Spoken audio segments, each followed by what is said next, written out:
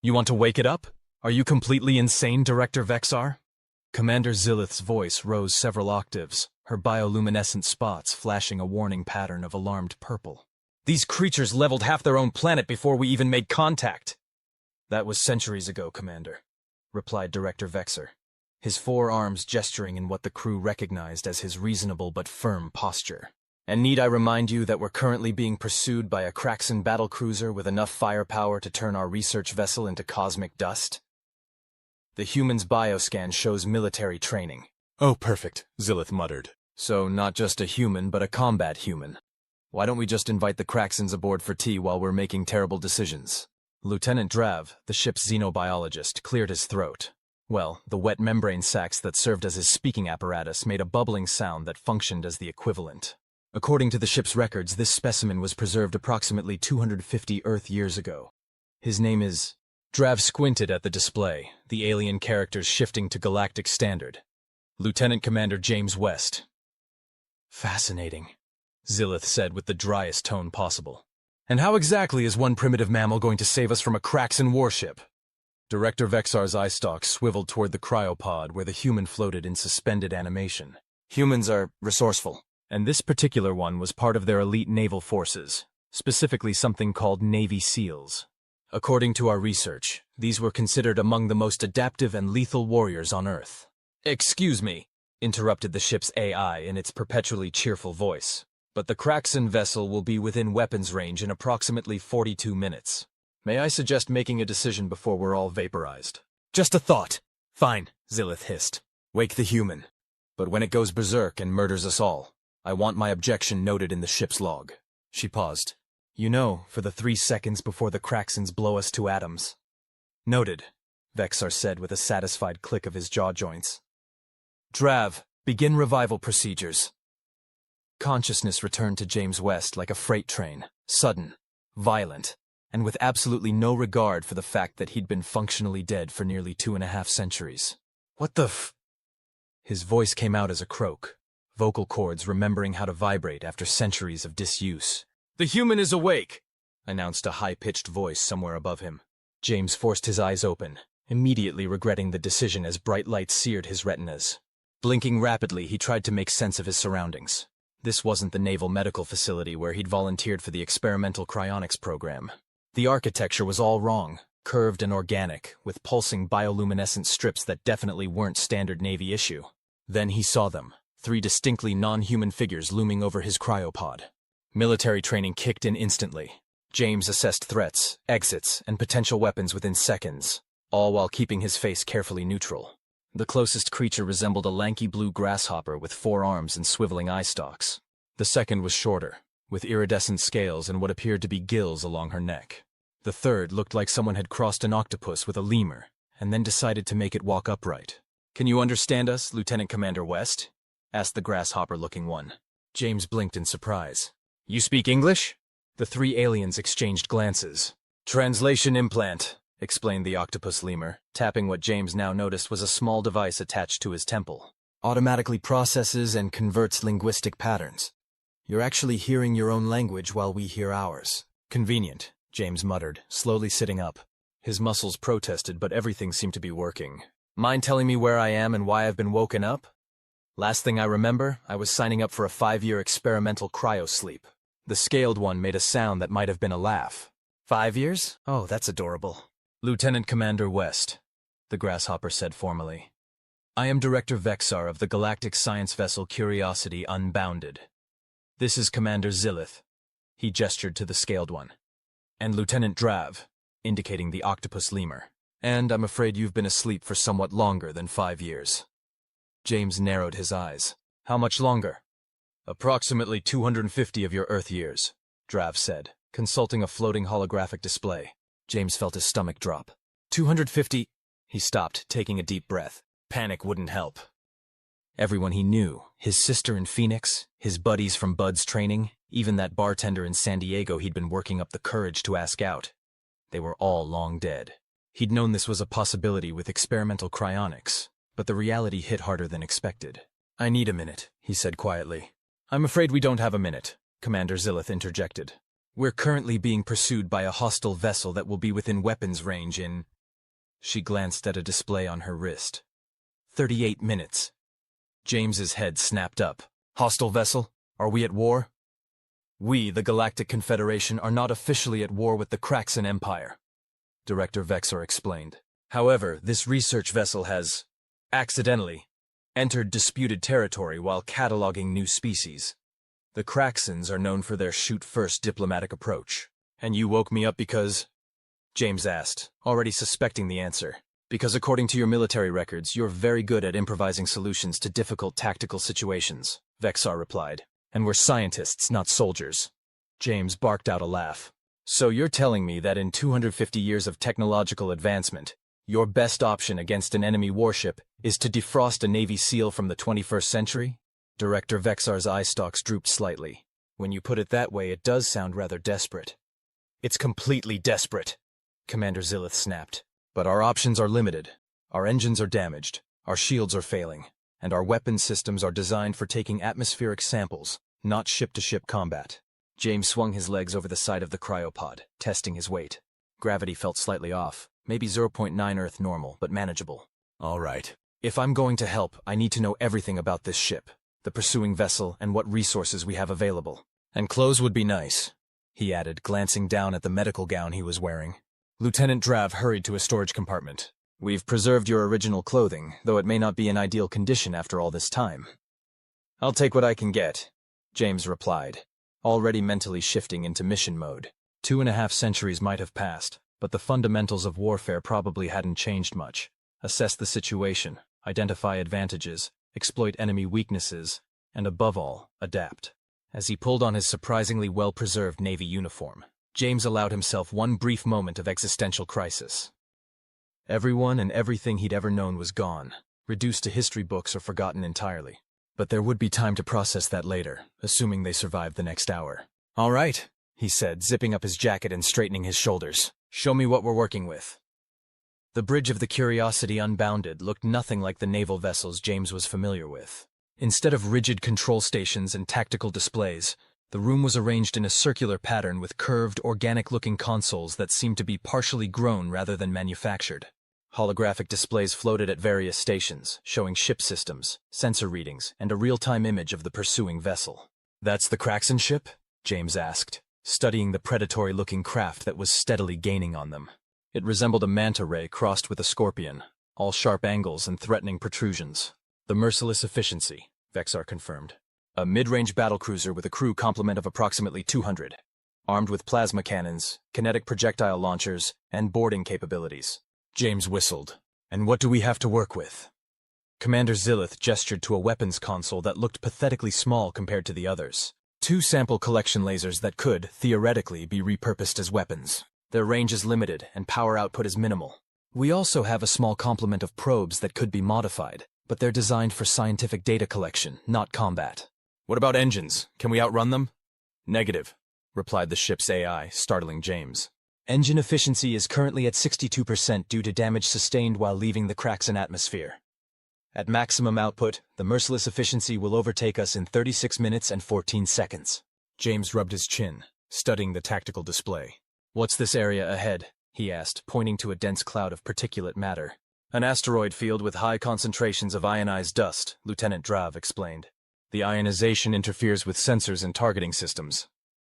Can we make it there before they're in weapons range? Director Vexar's eye stalks perked up. Yes, but navigating through it will be extremely hazardous. Our sensors would be compromised as well. But you have manual controls, right? James asked. The 3 aliens exchanged uneasy glances.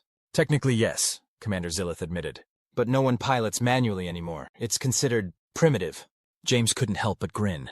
Well, lucky for you, I'm about as primitive as they come. Who's your best pilot? A small, previously unnoticed alien in the corner raised a tentacle. The creature resembled a blue starfish with an eye in the center and tentacles that split into delicate manipulators.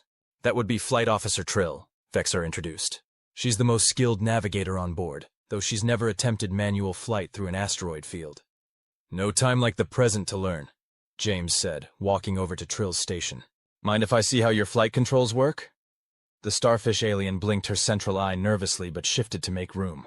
The manual override is rarely used, but the principles are simple. These control thrust, she demonstrated with 3 tentacles on what appeared to be a semi-solid gel interface. These adjust orientation. Another set of manipulators hovered over a different section. And these control fine maneuvering. James studied the controls, mentally comparing them to aircraft he'd piloted. Different, but the fundamentals were the same. Thrust, pitch, yaw, roll. I can work with this. Trill, you and I are going to fly this ship through that asteroid field and lose our friends back there. You can pilot our vessel? Director Vexer asked, doubt evident in his voice. I've flown everything from helicopters to experimental submersibles, James replied with more confidence than he felt. Physics is physics, no matter what century we're in. The question is, can your ship take the kind of punishment we're about to put it through? Commander Zillith made a sound that James interpreted as resigned acceptance. The Curiosity Unbounded was designed for atmospheric entry on gas giants. Its structural integrity is one of the few things I'm not worried about. Perfect, James said, settling into a position beside Trill. Now, does anyone have any brilliant ideas for what to do once we're in the asteroid field? Because losing them temporarily is only half a plan. The bridge fell silent. Wonderful, James muttered. All right, let's focus on step 1, not getting blown up in the next 30 minutes. Trill, show me exactly how these controls respond. As the starfish alien began demonstrating the flight system, James couldn't help but reflect on the absurdity of his situation. If someone had told him back in 2027 that he'd wake up 250 years in the future to help a crew of aliens evade an enemy warship, he'd have recommended a good psychiatrist. Yet here he was, planning evasive maneuvers with a talking starfish. Life, as they said in Bud's training, was all about adapting to suck. And this definitely qualified. "Entering the asteroid field in 3 minutes," announced the ship's AI in that insufferably chipper voice. "Kraxon vessel has increased speed and will be within weapons range in 4 minutes and 22 seconds. They're cutting it rather close, aren't they? How exciting. Can someone please adjust that thing's personality settings?" James asked as he familiarized himself with the flight controls. "Believe me, we've tried," Commander Zillith muttered. "It's been like this since we installed the last update." "I heard that," the AI replied. "And I'll have you know my personality matrix is functioning exactly as designed. I simply choose to maintain a positive attitude in the face of imminent destruction." James shook his head and focused on the approaching asteroid field. The swirling mass of rocks and ionized dust loomed ahead, a chaotic tangle that would challenge even the most advanced autopilot systems, which was exactly why they were switching to manual control. "All right, Trill, on my mark. Transfer flight control to this station," James said, positioning his hands over the gel-like interface. "Everyone else, secure yourselves. This is going to get rough." Director Vexar and the other crew members hurried to secure themselves at various stations. Commander Zillith took position at the weapons console, her scales rippling with what James assumed was anxiety. "The Kraxon vessel is charging weapons," Lieutenant Drav reported, his voice bubbling with stress. "Estimated time to firing range, 2 minutes. "Transfer controls now," James ordered, and immediately felt the ship's systems respond to his touch. The gel interface was surprisingly intuitive, almost as if it could sense his intentions before he fully formed them. "Increasing speed to maximum. Trill, be ready to help with fine adjustments once we're inside." The Curiosity Unbounded surged forward, its engines straining as James pushed them beyond recommended parameters. The asteroid field grew rapidly in the view screen, a maelstrom of spinning rocks and glittering dust. "Kraxon vessel firing!" shouted Drav. "Evasive pattern delta," James called out, having no idea if that meant anything to this crew, but it sounded good. He jerked the controls, sending the ship into a spiraling dive that narrowly avoided the incoming plasma bolt. The energy weapon sizzled past, missing them by meters and striking an asteroid ahead, which exploded into fragments. "Entering asteroid field in 5, 4, 3, 2... the AI counted down cheerfully. James gripped the controls tighter as they plunged into chaos. Massive rocks spun around them, some as large as buildings, others no bigger than basketballs but equally lethal at their current speed. The ionized dust immediately began interfering with their sensors, causing the holographic displays to flicker and distort. "Sensors degrading," Trill reported, her eyes swiveling wildly to track multiple threats. "Visibility reduced to 40%. "Then we'll use the Mark I eyeball," James replied, focusing intensely on the view screen and the few fragments of sensor data still coming through. He weaved the ship through a narrow gap between 2 spinning asteroids, the hull scraping against the smaller one with a sound that set everyone's teeth, or whatever passed for teeth among this crew, on edge. "The Kraxon vessel is still pursuing," Commander Zillith reported. But they've reduced speed. They're being more cautious. Good, James said, executing a tight turn around a particularly large asteroid. That buys us time. How's our engine status? Holding at 58% efficiency, the AI replied. Though I feel compelled to point out that your current flight pattern is reducing that figure by approximately 0.3% per minute, just so you know. James ignored the AI and continued navigating through the asteroid field, periodically glancing at the tactical display that showed the Kraxon ship falling further behind. They're more cautious because they have more to lose, he mused aloud. A research vessel can justify taking risks, but a military commander has to answer for damaged equipment. An astute observation, Director Vexor said, his eye stalks swiveling to observe James with newfound respect. You understand military psychology well. Some things don't change, even after 250 years, James replied, narrowly avoiding a collision with a spinning cluster of rocks. Now we need to come up with Phase 2 of this plan. We can't stay in this asteroid field forever. Commander Zillith's scales shifted to a thoughtful blue hue. There's a nebula approximately 2 hours from our current position at maximum speed. If we could reach it, the radiation would mask our presence completely. 2 hours is too long, James countered. They'd catch us before we got halfway there. We need to slow them down or disable them somehow. He paused, an idea forming. What exactly do those sample collection lasers do? Lieutenant Drav bubbled excitedly. They're designed to vaporize small portions of planetary material for spectroscopic analysis. Very precise, very focused, but limited range and power. And those probes you mentioned, they're for scientific data collection? Yes, Vexor confirmed. They contain a variety of sensors and sample collection tools. Some are equipped with small drilling mechanisms for obtaining core samples from asteroids or planetary bodies. A slow smile spread across James's face. I think I might have an idea. It's risky, probably stupid, and definitely not what those tools were designed for, but it might just work. Those are my favorite kind of plans, the AI chimed in cheerfully. Mine too, James said, surprising himself with how quickly he'd adapted to conversing with an artificial intelligence. All right, here's what we're going to do.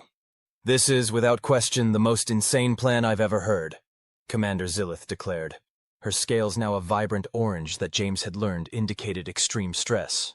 And I once witnessed a Zorgian attempt to mate with a black hole.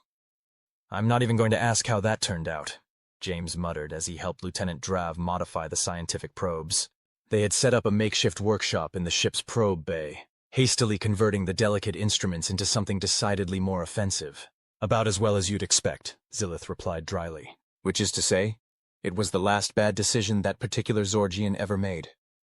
Let's hope our outcome is better, Director Vexor said, passing James a tool that resembled a cross between a screwdriver and a small octopus. The Kraxon vessel has slowed but is still following our ion trail. Even with the interference, they'll locate us eventually. James nodded, focusing on the probe in front of him. The device was roughly the size of a microwave oven, packed with sensors and sample collection equipment that he was now repurposing in ways the designers had definitely never intended. How many of these can we deploy simultaneously? The launch system can handle up to 6 at once, Drav explained, his tentacles working with surprising dexterity on another probe. But we only have 12 probes total, so we should be strategic. 6 will be enough for the first volley, James said. Are the laser modifications ready? Commander Zillith nodded reluctantly. We've recalibrated the sample lasers to operate at maximum power. They won't penetrate the Kraxon's shields, but they should be effective against unshielded targets, like asteroids. Perfect. James stepped back to admire their handiwork. The probes now contained a volatile mixture of chemicals from the ship's laboratory, set to ignite when the probe's drilling mechanism activated. It wasn't quite a torpedo, but it would create a substantial explosion on impact. Let's get these loaded and ready for deployment. As they worked, the ship continued to weave through the asteroid field under Trill's guidance. The starfish alien had proven to be an adept pupil, quickly grasping the principles of manual flight that James had demonstrated. The Curiosity Unbounded shuddered occasionally as smaller rocks impacted its hull, but the ship's structural integrity was holding. Kraxon vessel is adjusting course, the AI announced. They appear to be attempting to predict our exit point from the asteroid field. How clever of them. Can you show me their projected course? James asked, moving back to the bridge while Drav and a team of technicians finished preparing the probes. A holographic display materialized, showing the asteroid field and the position of both ships. The Kraxon vessel was indeed circling around, attempting to cut them off rather than follow directly through the dangerous field. They think we're heading for the Nebula Commander Zelith mentioned, James observed. Which means they'll be waiting for us here. He pointed to a relatively clear area at the edge of the field. So instead, we'll exit here. He indicated a denser region almost perpendicular to their expected course. That area has 73% higher asteroid density, Trill noted, her eye blinking rapidly. Navigation will be extremely hazardous. Which is exactly why they won't expect us to go that way, James replied with a grim smile. Especially not at high speed. Director Vexar's jaw joints clacked nervously. You intend to accelerate through the densest part of the field? For about 30 seconds, yes, James confirmed. Just long enough to clear the field and launch our surprise. Then we'll make a run for that nebula while they're recovering. The statistical probability of successfully navigating that section at high speed is approximately 12.8%, the AI helpfully informed them. But don't let that discourage you.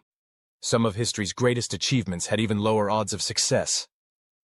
Thanks for the vote of confidence, James muttered. Drav, are the probes ready? The xenobiologist's voice came through the communication system. Ready for deployment. We've prepared all 12 as you specified. Good. Everyone secure yourselves for extreme maneuvers. Trill, I'll take the controls for this part. The starfish alien relinquished the pilot's station without argument, securing herself to a nearby console with her tentacles. The rest of the bridge crew likewise strapped in or attached themselves to various anchor points. James settled at the flight controls, taking a deep breath as he studied the path ahead. It would require split-second timing and reactions, threading the needle through a maelstrom of spinning rocks that could easily crush their vessel. The kind of flying that would be suicide with an AI or autopilot, but just barely possible with human intuition and a healthy disregard for safety protocols. Here goes nothing, he murmured, and pushed the engines to maximum. The Curiosity Unbounded leapt forward, accelerating into the densest part of the asteroid field. James's hands danced across the gel interface, making minute adjustments as they hurtled between massive rocks with clearances measured in meters. The ship shuddered and groaned, alarms blaring as they scraped past obstacles that appeared and disappeared in the ionized haze. Hull integrity at 92%, reported the AI, its cheerful tone finally showing signs of strain. 89%, 87%. Almost there, James grunted, executing a barrel roll to avoid a particularly large asteroid that loomed suddenly out of the dust. The maneuver threw everyone against their restraints, but saved them from a direct collision. Edge of the field in 5 seconds, Trill called out, her eye wide with what might have been terror or exhilaration. Launch probe volley on my mark, James ordered, lining up their exit trajectory. 3, 2, 1, mark! The ship burst from the asteroid field like a bullet from a gun, momentarily clear of obstacles. Behind them, 6 modified probes shot out from launch tubes, arcing toward carefully selected large asteroids near the field's edge. Firing lasers, Commander Zelith announced, activating the repurposed sample collection devices. Twin beams of concentrated energy lanced out from the ship, striking 2 asteroids near the probe's targets. The superheated rock exploded into fragments just as the probes reached their destinations and activated their drilling mechanisms. The result was spectacular. 6 nearly simultaneous explosions ripped through the edge of the asteroid field, sending thousands of fragments hurtling outward in a deadly shockwave. The Curiosity Unbounded was already accelerating away, but the Kraxon vessel, having positioned itself to intercept them, took the full brunt of the asteroid's shrapnel. Direct hits on the Kraxon ship, Drav reported excitedly, watching the sensor readings. Their shields are holding, but power fluctuations indicate significant strain. Launch the second volley, James ordered. Aim for these coordinates. He highlighted several points surrounding the Kraxon vessel's position. The remaining 6 probes launched, this time targeting the space around the enemy ship, rather than specific asteroids. As they detonated, they created a secondary wave of destruction that hammered the already stressed shields from multiple angles. On the tactical display, the Kraxon vessel's shield indicators flickered dangerously. Their primary shield generator is failing, Commander Zelith reported, unable to keep the astonishment from her voice. They're diverting power to emergency systems. Now's our chance, James said, plotting a course for the nebula. Maximum speed. They'll be busy with damage control for at least a few minutes. The Curiosity Unbounded surged forward, leaving behind the asteroid field and the crippled Kraxon vessel. On the view screen, they could see emergency lights flashing across the enemy ship's hull as it struggled to maintain shield integrity. I can't believe that worked, Director Vexar said, his eye stalk swiveling between James and the tactical display. You turned our scientific equipment into weapons. I turned your scientific equipment into distractions, James corrected. The asteroids did the actual damage. Sometimes the best weapon is the environment itself. Commander Zilith's scales had shifted to an impressed purple. The Kraxon vessel is moving again, but at reduced speed. They appear to be conducting repairs rather than pursuing at full capacity. Which gives us enough time to reach the Nebula, James concluded, allowing himself to relax slightly for the first time since awakening. Once we're inside, we can lose them completely and make our way back to friendly territory. The bridge crew exchanged looks of cautious optimism. Even the AI seemed less irritatingly cheerful and more genuinely pleased as it announced, "Estimated time to Nebula, 1 hour and 43 minutes. Probability of Kraxon interception before arrival, 18.2%. We might actually survive this." James leaned back in his seat, feeling the adrenaline high begin to fade. In its place came the crushing realization of his situation, stranded centuries in the future, among aliens, with no connection to the world he'd known. He pushed the thought aside. There would be time for existential crises later. "So," he said conversationally, "while we're waiting to reach safety, would someone mind filling me in on what I've missed in the last 250 years? Did the Cubs ever win another World Series?" The Nebula loomed ahead, a vast cloud of glowing gas and dust that swirled in mesmerizing patterns of purple, blue, and green. The Curiosity Unbounded approached at maximum speed, the damaged Kraxon vessel still following but now nearly 30 minutes behind. "Nebula entry in 2 minutes, Trill announced from the pilot station. She had resumed control once they were clear of the asteroid field, allowing James to focus on strategy rather than moment-to-moment navigation. James studied the tactical display, noting with satisfaction that their makeshift defense had bought them the time they needed. The Kraxon ship was still pursuing, but its reduced speed confirmed that they'd inflicted significant damage to its propulsion systems. "Once we're inside, what's the plan?" Commander Zilith asked, her scales now a calm blue that James had learned indicated a more analytical state of mind. "The Nebula will hide us temporarily, but we still need to return to Confederation space. The Nebula contains high concentrations of radioactive isotopes that will mask our energy signature," Director Vexar explained to James. "But it will also interfere with our navigation and communication systems. We'll be effectively blind while inside." James nodded thoughtfully. "How long can we survive in there?" "The ship's radiation shielding will protect us for approximately 72 hours, Lieutenant Drav replied. "After that, the cumulative exposure would become dangerous. And how long would it take us to reach Confederation territory from here?" Director Vexar's eye stalks drooped slightly. "At our current engine efficiency, nearly 4 days of continuous travel." "So we can't simply hide in the Nebula until the Kraxons give up," James concluded. "We need to repair the engines while we're inside. Engineering reports that they can restore efficiency to approximately 85% given enough time," the AI chimed in. "However, some repairs will require external access to the hull." James raised an eyebrow. "External access, as in spacewalks inside a radioactive nebula? It would be hazardous," Vexar admitted. "Our environmental suits provide limited protection against radiation. A repair team would have less than 30 minutes before reaching dangerous exposure levels." "I'll do it," James said without hesitation. The alien crew stared at him in surprise. "You?" Commander Zilith's scales rippled with confusion. "You've been conscious for less than 6 hours after 2.5 centuries of cryosleep. You're not even familiar with our technology." "I can follow instructions," James replied. "And more importantly, humans evolved on a planet with higher background radiation than most Confederation worlds. Our cellular repair mechanisms are more robust against radiation damage. Plus, I'm expendable." "Expendable?" Director Vexar repeated, his jaw joints clicking in what James had learned was confusion. "How do you calculate that?" James shrugged. "Everyone I ever knew is dead. I have no connections to this time period. If something goes wrong, you're losing a historical curiosity, not a valued crew member with family waiting at home." An uncomfortable silence fell over the bridge.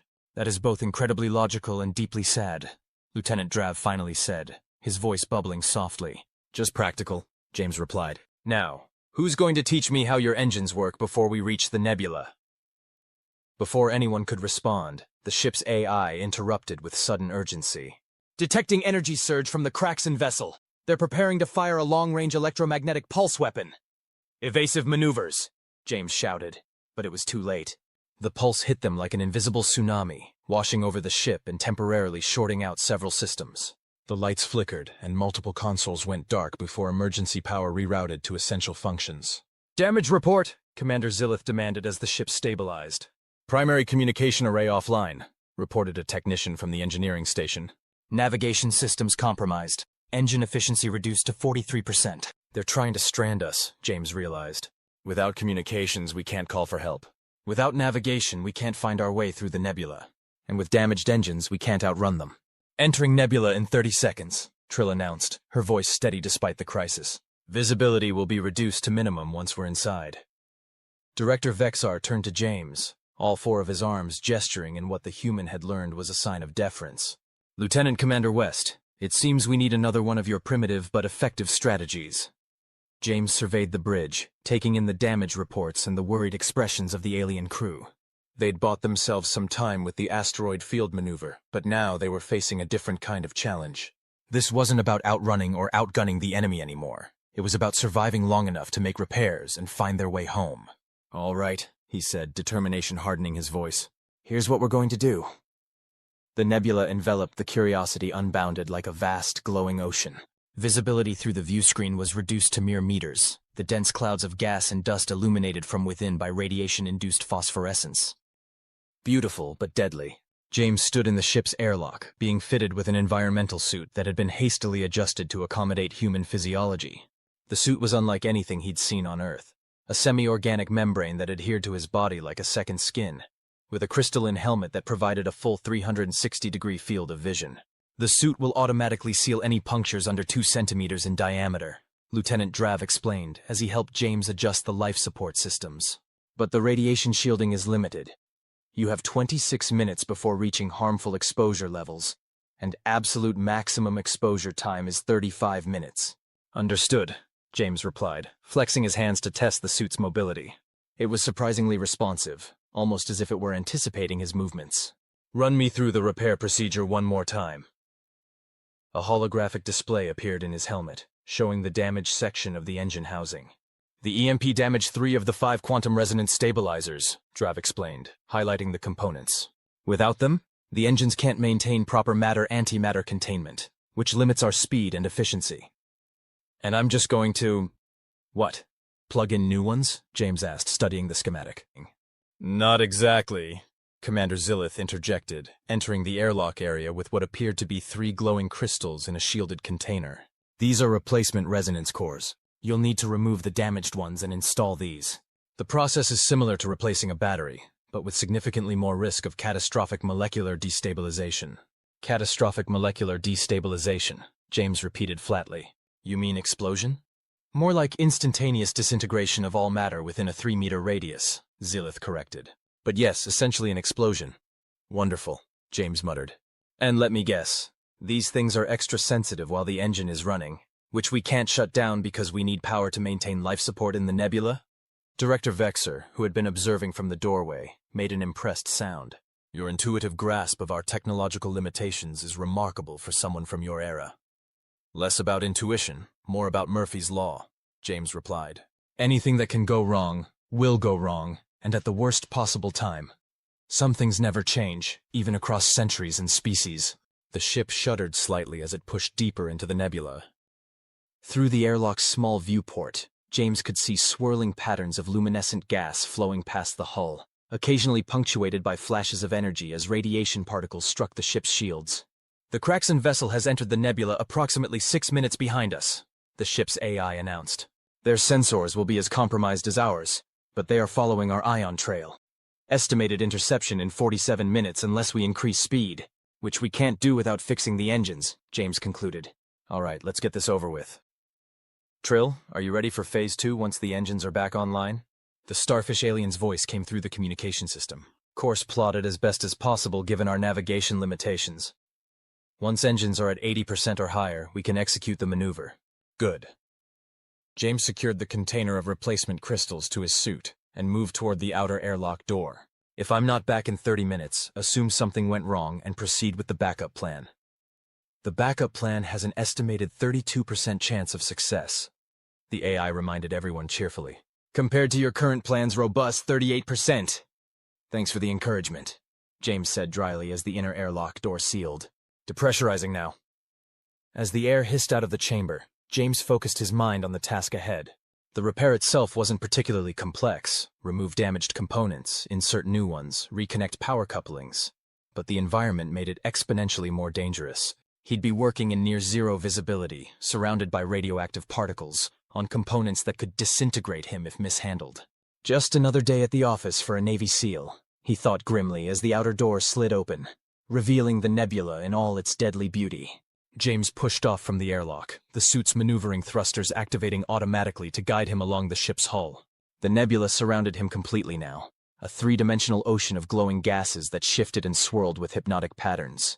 In the distance, though distance was hard to gauge in this environment, occasional flashes of energy illuminated the clouds, like silent lightning in a cosmic storm. "Proximity guide activated," announced a soft voice in his helmet that wasn't the ship's AI, but rather the suit's own guidance system. A path of glowing markers appeared in his field of vision, leading him toward the damaged engine section. James followed the markers, using the suit's thrusters to navigate around protrusions and antenna arrays on the hull. Despite the dire circumstances, he couldn't help but feel a sense of awe. He was the first human to perform a spacewalk inside a nebula, 250 years after his own time. If he survived this, it would make one hell of a story. Not that there was anyone left from his era to tell it to. "Approaching damaged engine section," the suit announced. "Caution, radiation levels exceeding recommended parameters. Exposure time remaining, 24 minutes. The engine housing came into view, a massive cylindrical structure with intricate patterns of technology that were beyond James's comprehension. Fortunately, the damaged components were clearly visible, 3 dark spots in an otherwise glowing matrix of energy conduits. "I've reached the damaged section," James reported through his comlink. "Beginning removal of the first resonance stabilizer." "Proceed with caution." Drav's voice came through, slightly distorted by the nebula's interference. "Remember to discharge the residual energy before extraction." James carefully followed the procedure they had reviewed, placing a specialized tool against the first damaged crystal. The tool hummed briefly, drawing out remnant energy, before a soft chime indicated it was safe to proceed. He twisted the crystal housing counterclockwise, feeling a slight resistance before it detached from its mounting. "First stabilizer removed," he reported, securing the dead crystal to his suit. "Moving to the second." The process went smoothly until he reached the third stabilizer.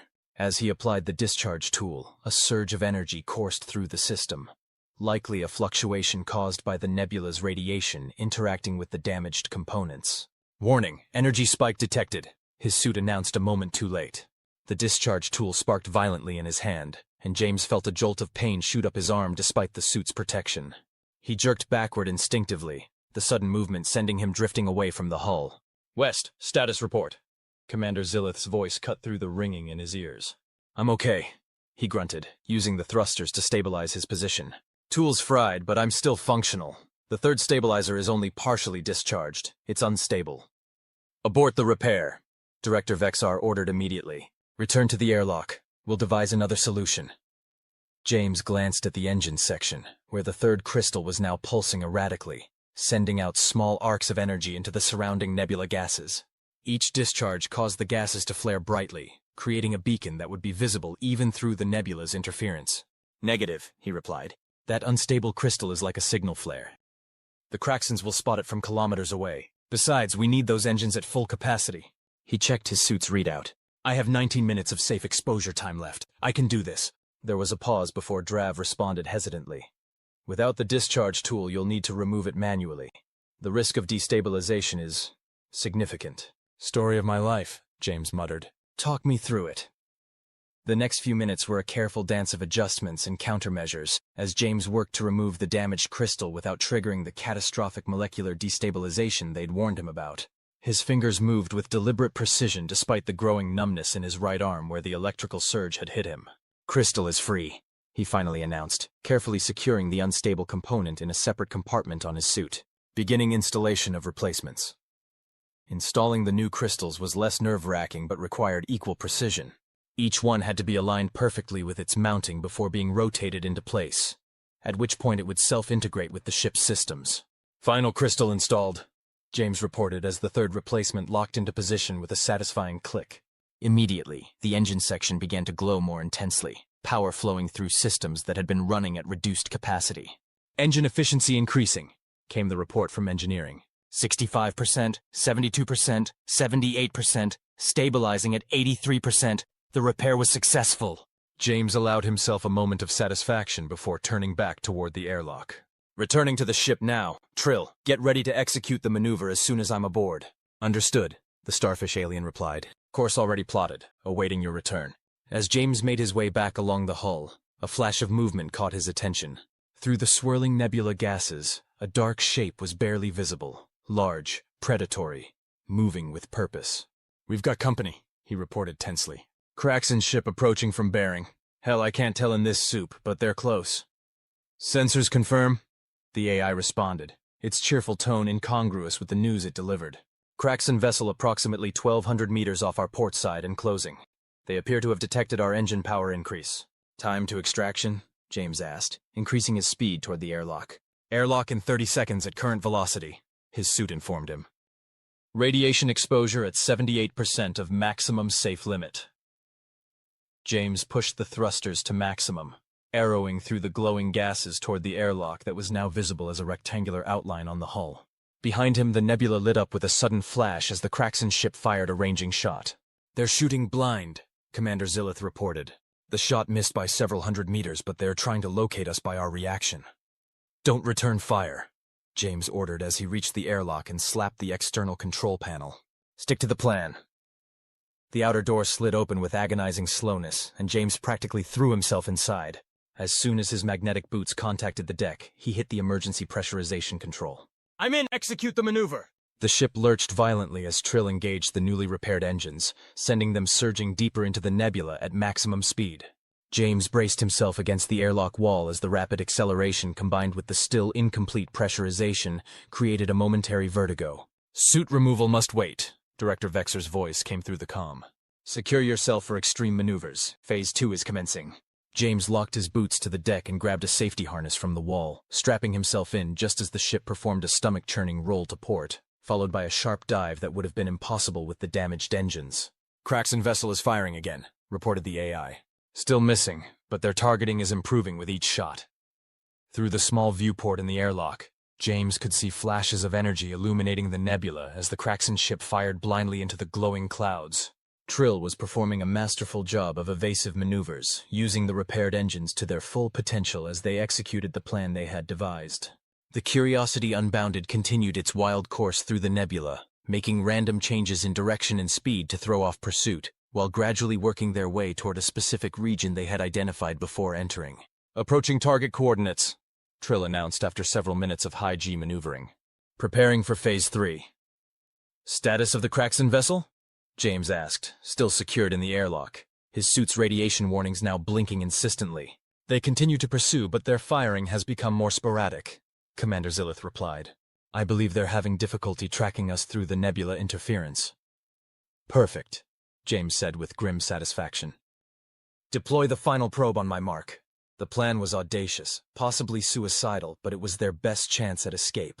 They had modified their final scientific probe with a mixture of chemicals similar to those used in their asteroid field gambit, but with one crucial difference. This one was designed to ignite the nebula gases themselves. Target coordinates reached, Trill reported. Course set for emergency nebula exit. Ready to engage on your command. James took a deep breath. Launch probe and execute exit course. Now! The ship shuddered slightly as the last probe launched, then surged forward as Trill engaged the engines at maximum thrust along their pre-plotted escape vector. Behind them, the probe drifted for a moment before activating. The result was spectacular. The nebula was already volatile, filled with radioactive particles and energy discharges. The probe's detonation acted as a catalyst, creating a chain reaction that spread outward at incredible speed. Gases ignited, energy pathways formed, and within seconds, a significant portion of the nebula had transformed into a raging firestorm of cosmic proportions. Nebula combustion exceeding expected parameters, the AI announced, its voice actually showing signs of alarm for once. Shockwave approaching at 17,000 meters per second. Brace for impact, James shouted, tightening his harness as the ship hurtled toward the edge of the nebula. The shockwave hit them like a giant's hand, sending the Curiosity Unbounded tumbling end over end despite Trill's best efforts at the controls. Warning alarms blared throughout the ship as systems overloaded and hull integrity was tested to its limits. Hull breaches on decks 3 and 4, someone reported through the chaos. Emergency containment fields holding. Engines at 91%. The surge actually boosted our power output, came another report. James held on grimly as the ship continued its wild ride, propelled by both its own engines and the massive force of the exploding nebula behind them. Through the viewport, he could see they were approaching the edge of the gas cloud, the stars beyond becoming visible as the density decreased. Exiting Nebula in 5 seconds, Trill called out. With a final surge, the Curiosity Unbounded burst from the nebula like a cork from a bottle, trailing streamers of glowing gas as it emerged into open space. Behind them, a significant portion of the nebula was now a roiling inferno of cosmic fire, the chain reaction continuing to spread through the volatile gases. "Stabilizing course," Trill reported, her voice tight with concentration as she fought to bring the ship under control. "Any sign of the Kraxon vessel?" Director Vexer asked once they had achieved something approaching stable flight. There was a pause as the crew checked the newly functional sensor readings. "No signs of pursuit," Commander Zillith finally reported, her scales shifting to a cautious yellow-green. They were much deeper in the nebula than we were when the reaction began. If they survived at all, they'll be dealing with significant damage. A cheer went up from the bridge crew, but James couldn't join in. The radiation warnings in his suit had progressed from blinking to a solid red, and he could feel the numbness in his extremities that indicated he'd exceeded the safe exposure limit. "I need to get out of the suit," he managed, his voice sounding distant to his own ears. "Right now." The celebration cut off abruptly as Drav rushed into the airlock, immediately recognizing the situation. "Medical team to the airlock, emergency protocol 7, he shouted into his communicator. "Radiation exposure!" As the xenobiologist helped him remove the contaminated suit, James felt his consciousness beginning to fade. The last thing he saw before darkness claimed him was the concerned faces of the alien crew who had, against all odds, become his comrades in the span of a single day. James awoke to the now familiar sound of the ship's AI. "Good morning, Lieutenant Commander West." "You'll be pleased to know that you're not dead, despite your best efforts to the contrary. Your vital signs are stabilizing, and cellular regeneration is proceeding at 132% of projected rates." "How exciting." He groaned and opened his eyes, finding himself in what appeared to be the ship's medical bay. Various monitoring devices were attached to his body, and a shimmer in the air above him suggested some kind of containment field. "What happened?" he asked, his voice raspy from disuse. "You experienced severe radiation poisoning," replied a new voice. A slender alien with iridescent skin and 6 eyes arranged in a circle around her head approached his bedside. "I am Dr. Zalek, Chief Medical Officer. You've been unconscious for 76 hours while we treated your condition." 76 hours? James tried to sit up but found his body uncooperative. "The Kraxons are no longer a concern," came Director Vexer's voice as he entered the medical bay, followed by Commander Zillith and Lieutenant Drav. "We rendezvoused with a Confederation patrol 2 days ago. The Curiosity Unbounded is currently en route to Starbase Epsilon for repairs." "And the Kraxon vessel?" James asked. Commander Zillith's scales rippled with satisfaction. "Destroyed in the Nebula explosion. They weren't as fortunate as we were in their positioning when the chain reaction began. Your strategy was unorthodox but effective," Vexer said, his eye stalks conveying what James had learned to recognize as respect. "The Confederation's Science Council has already requested a full report on how a primitive human from the 21st century managed to outsmart one of the most advanced military vessels in the Kraxon fleet." James managed a weak smile. "Just applying old principles to new technology. Warfare doesn't really change, just the tools we use to wage it."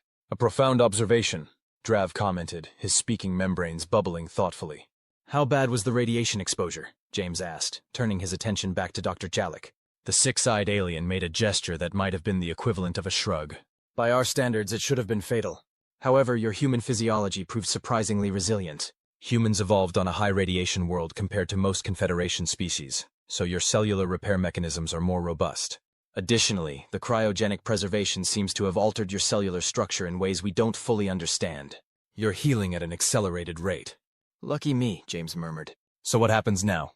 You drop me off at the nearest Earth colony or something?" An uncomfortable silence fell over the alien crew. "There's something you should know," Director Vexer said finally. "Earth is no longer the primary human homeworld." James felt a cold weight settle in his stomach. "What do you mean?"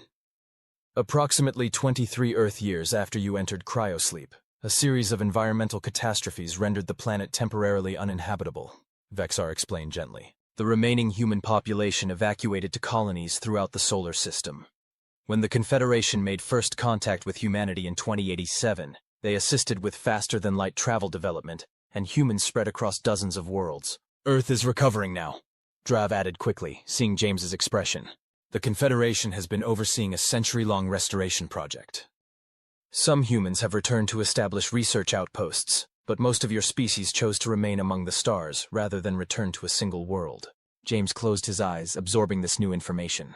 Humanity had become a spacefaring species, spread across the galaxy.